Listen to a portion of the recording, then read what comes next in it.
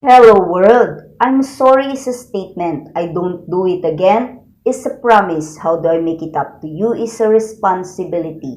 An apology is not a punishment. It's a demonstration of accountability for the hurt, causing that pain again. We need to understand why it hurt them, why we really did it, and take responsibility for correcting our behaviors by growing in our understanding and then find a way to make it up to them by showing them love, respect, and kindness so that they feel how important they are to us. Guilt serves as a tool to keep us from doing something hurtful to someone else, but it shouldn't control our thoughts and behaviors because guilt can actually cause us to become selfish. Because when we are suffering from guilt, then we are not emotionally available to our loved ones. We are withholding the love and connection that we could be sharing with them by being absorbed in our own feelings and failings. Focusing on negative feelings leads to more suffering, anger, resentment, and feeling victimized. The lesson for us needs to be that we learn that not to do, how to make it right, and how to be able to show more love in that moment. The only way to have lasting love is by creating a foundation of mutual trust and respect that creates emotional safety. By Joel Clemons.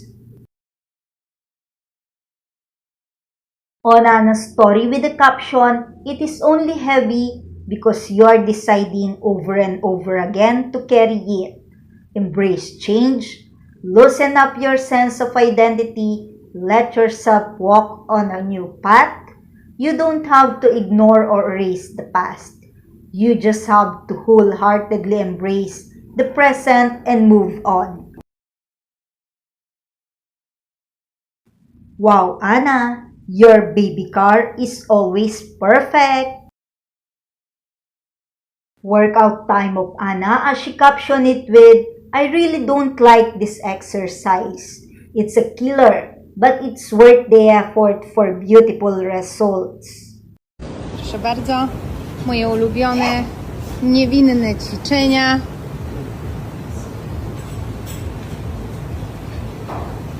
Jak najwyżej poślady dopinamy, troszkę przytrzymujemy w górze, jak już zepniemy.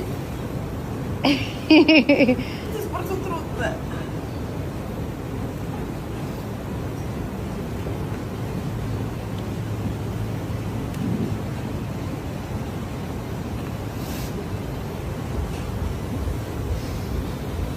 Brzuszkiem dociąga jeszcze.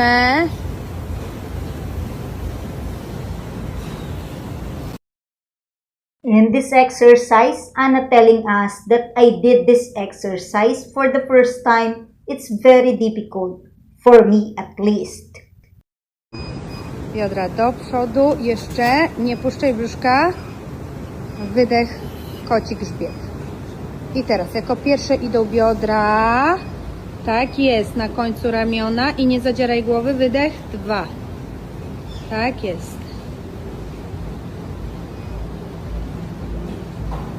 3. Trenerka mi nowy level ćwiczeń robi normalnie. 4. One są niepozorne, ale są bardzo trudne. 5.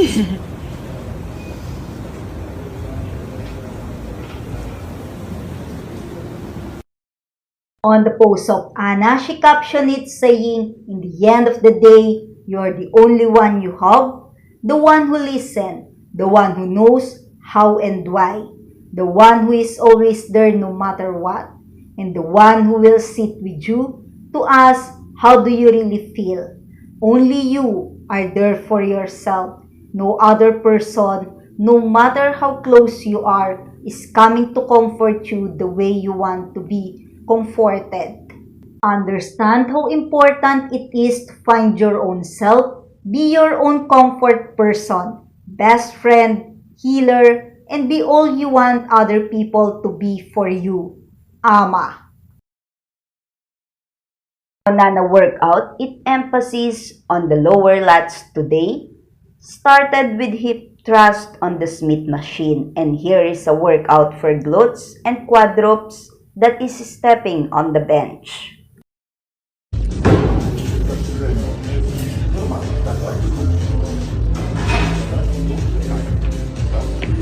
Spięte łopatki.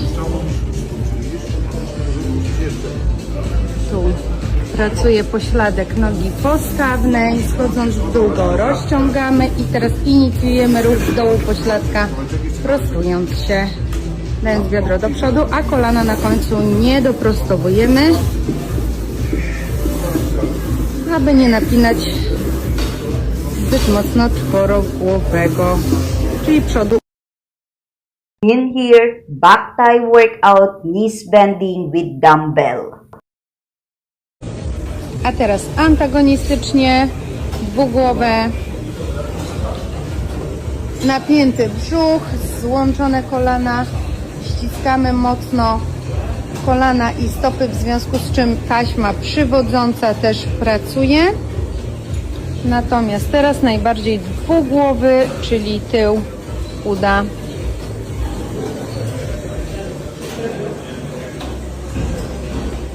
Pięknie.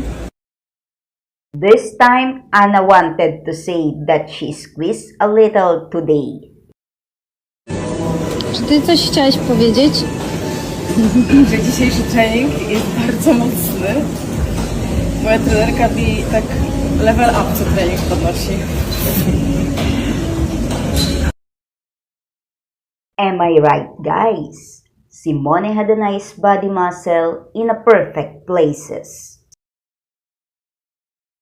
What does the news said? It said that ex Simone Susina and Eden Fides, will they work together again? The model and Netflix star Simone Susina will return to Israel this Thursday to shoot a new campaign for the energy drink Blue. Eden Fides, Simone X received a particularly tempting offer to join the campaign and take a photo with Simone 2 years after the two broke up. Did you take your daily exercise this time, Michele? Nice and good then. What happened to your doll? What a lucky fan of Michele you are as he take a video chat with you. Michele really love his fans as he give time with them. Michele is so much happy when he is recording this song that he is composing. Why he feel overjoyed? Look at this.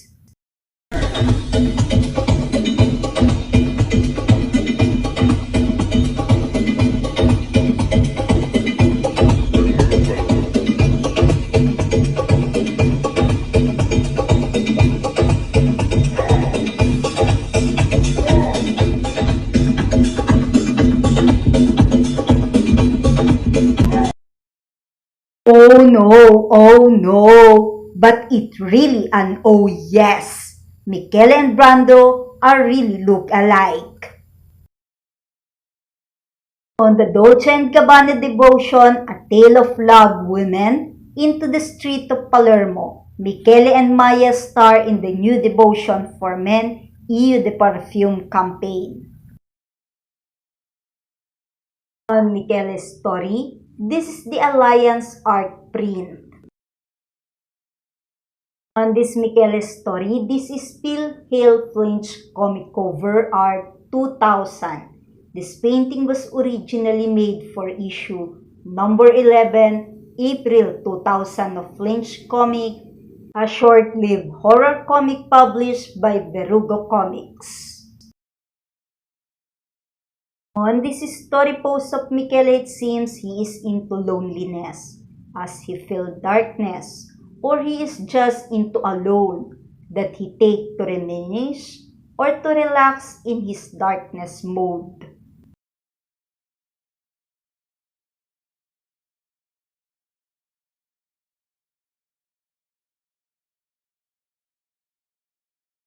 Yes, Michele, we understand you.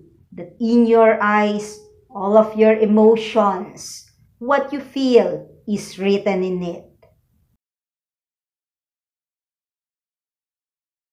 But anyway, After darkness, there is really the bright side, Michele. But why you have to say this, Michele, that there is someone message him as they see how lonely he was? They offered to pray for him, but his answer that it's too late. Oh, Michele, don't lose hope. We all know Michele loved to watch someone into a pole dancing. That is why in here, he posts Gilia Asia, a pole dancer. Take a look at this.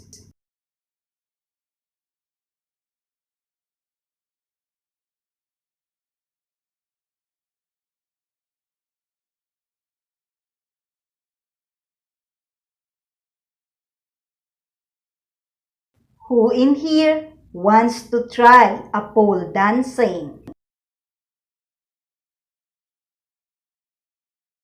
A pole dancing is not just an exercise but also an art, a passion to someone. It's definitely a talent because not all people can be flexible.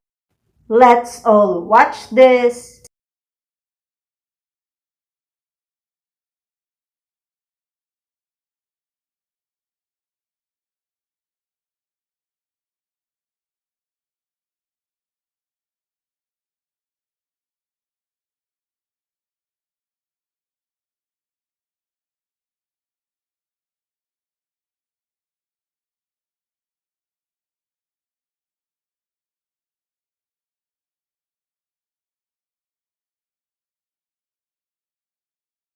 Is anyone know how to do a pole dancing?